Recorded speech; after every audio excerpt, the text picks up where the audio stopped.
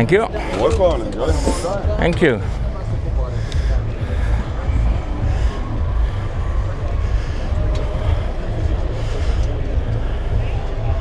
Onderbom van, omdat het kan.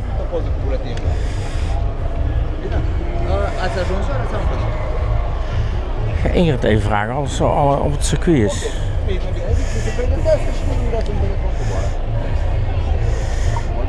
Ingrid, ben je al op het circuit? Ik ga nu de trektour doen. Ik kon ineens opstappen. Eigenlijk stond ik ingepland op 7 uur. Maar ik sta erop. Dus als je op het circuit bent, een DHL-truc. Spelen keihard Coldplay. Nee, geintje. Maar je hoeft er niet speciaal voor het circuit op te gaan, want dan ben je te laat, denk ik. Want we gaan nu al rijden, denk ik. Tot zover. En anders kijk je straks de video. Yay. Massive round of applause. He's a racing driver from the UK. Joining me up here, Chris Broad, everybody. Thank you very much. Thank you for the forced claps, I appreciate it. So yeah, we're going to do a quick lap around this amazing circuit. We are the last truck going around. In fact, there's a couple more people jumping on. Yeah, just be aware of Cap's phones because this is the last lap. So if you do drop something, just give it a wave because you won't be getting it back, alright? This is an amazing circuit. It's been around for sort of 40 years. There's been a couple of tweaks over the years. One of these, if you look behind you, this amazing paddock club. Can you believe they did this in 11 and a bit months, which is pretty impressive. Yeah, 11 and a bit months ago, if you looked on sort of Google Maps, it was just rubble on the floor. Right, off we go. So this is going to be a quick lap for truck, but not in an F1 car. It's amazing. This first corner, turn number 1, is absolutely key on quality to get this right. The cars will be going just over 300 kilometers an hour, for just under 200, and getting and trying to nail this braking point down here is going to be the key to their setup on this. And this, strangely enough, might be the setup that might influence a world championship. So it's going to be very important, Lucas, coming through and breaking into this corner. Het is wel een beetje raar om zo naar elkaar te zwaaien, moet ik eerlijk zeggen. To lock up a front tire. And it's one of the few overtaking hotspots on this circuit. The layout has been pretty much the same for all the 40 years since Formula 1 came here for the first time 40 years ago. However, turn 1 has been changed about 20 years ago to allow more overtaking, which is always a bit of an issue, especially with modern day F1 cars, isn't it? Because it's old school in a way that it's tight and narrow, so it's really difficult to find your spot. Yeah, exactly. Now, Lucas, the circuit obviously doesn't get widely wider, but the cars do get bigger, so it'll be tight as you're going to go round, and it's going to be really interesting to see how they get this set up. But it's an amazing circuit. They Champions Club. Monaco without the walls because the flow of it, how it goes. You can see these runoffs out here. In FP1 and 2, these drivers will be exploring some of this, but seeing where the limitations are on this tyre.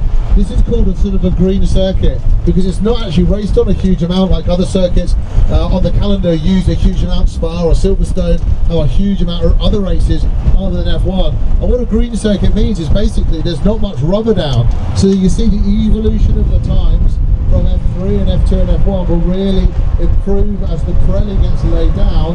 The grip's going to start coming up. The one thing you don't see on TV is the emulation of this circuit. You can see we're coming back up this hill, coming up to turn 4 here. This is not an overtaking point unless something's gone terribly wrong, but it is a blind turn. We've got a really good viewpoint on this truck. In an F1 car, so imagine you racing in your bathtub with your feet up by the drain. That's how low you are down. So hitting this inside apex is completely blind on the exit. So they're going to have to know exactly what they're doing. This is why practice and sim work is so important for these guys. Especially around here in turn 4, of course. We've said it before, it's a very tight and twisty circuit. However, in modern day Formula 1 cars, these sort of mid-speed, high-speed corners are incredibly impressive, very hard to handle as well. So if we can expect mistakes, then potentially down there in turn 4 over the course of the weekend. Yeah, exactly. Setup is going to be key for these cars. Obviously big downforce through where it's going to be going around, but depending on the less downforce you're going to get, obviously going to be quick on the straights. And as we see, we beat down the main one. The main pit one is the main, there's one other really straight one. So it's very twisty. It's a very, very busy track, not much going on, not much respite, and the fatigue and there's a big shunt on the TV as we're going to go. Crashes are going to happen. I think the percentage of safety cars are around 25%. So the drivers will be obviously looking into that. They'll be looking at the data. They're thinking what could happen, and the strategy will probably 80% of it's already going to be built into the team. They've had their meetings. They're going to run through what's going to do, but things can change. especially into that first corner you see, there has been a lot of lock-up, especially in the wet. So in the race, things may change. There might be some thunderstorms or a bit of rain coming along the weekend. So we will see. Things change very, very quickly with F1. And you've said it before, it's a very, very busy lap, especially the middle part of the circuit. So qualifying, of course, is going to be crucial. Finding the right space on the circuit just as well, in order to get into no one else's way, because you're not only going to be ruining your own qualifying, but someone else's as well, which usually means a penalty. Now we've seen Lewis Hamilton, for example, last week at Spa, gaining the most amount of places during the Grand Prix after starting very far down the order. However, of course, it was a bit of an odd one with the weather. You already mentioned it might play a part on a Sunday morning just as well, but you can never really count on it, so you really need to nail qualifying tomorrow. You do, yeah. Being at the front is one of the first things that a racing driver needs to complete, and then obviously the race and pit stops and maybe a little bit of luck as you go along. You alluded to as well with Lewis Hamilton doing so well. As we know, he's won 8 times around here, which is pretty impressive.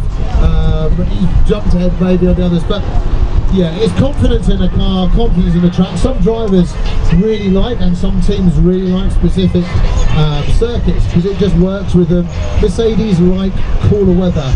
Maybe they designed it obviously in England, so they like rain and cold. But when it's a bit hotter, they do struggle a little bit more. So it's going to be interesting to see. There's going to be brand new data coming down.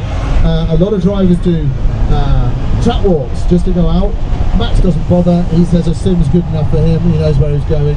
So some drivers like certain stuff, but yeah, knowing the circuit and understanding there are bits of gravel you can see what they're placing there. Track limits are going to be an interesting thing. We always see it in quali. So you've got to keep it neat. You've got to absolutely nail these laps, because if you lift slightly or you lose the rear end in a couple of these corners, you're going to be absolutely punished in these final corners. Well, and we are now going at reasonable pace, aren't we? However, in a Formula 1 car, it just takes 75 seconds. It's 1 minute 13, fastest lap ever in qualifying by Lewis Hamilton a couple of years ago. Race lap record and race pace is 1 minute 16. It really goes by incredibly. Wij zitten in Apex One. Dat is deze of die met die blauwe stoeltjes? Dat ben ik even kwijt. Eén van deze twee. Out here about 51% on the throttle. So it shows you that even though it's such a twisted. Dit zijn allemaal goede plaatsen hoor. Lifting every now and again, an F1 car is absolutely flat chat. As you can come in here, this is the pit entry. They're absolutely flat. There's no speed limit until they get to this line coming on here, which they then need to make sure they're going to be 80 kilometres onto that limiter button which they need to press, and then they're going to be firing straight in here. And I'm sure you've walked around, lucky enough you see these cars during their pit stop. This is absolutely key.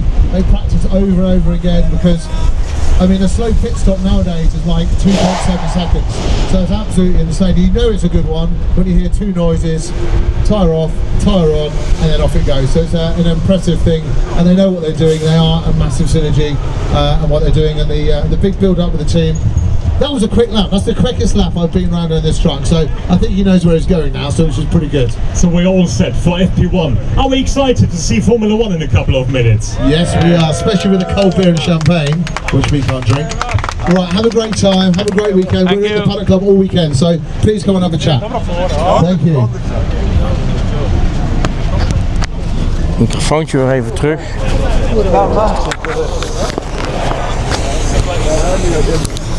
Dat was leuk, tenminste voor mij wel. Ik hoop voor jullie ook.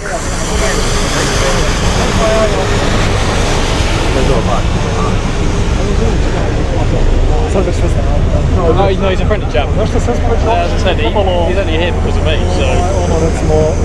I think it's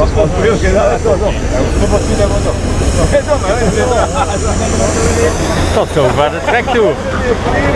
Dank jullie wel voor het kijken. En tot de volgende, dan wordt de Paddock Club Tour. Haha. Thank you. Thank you. Thank you.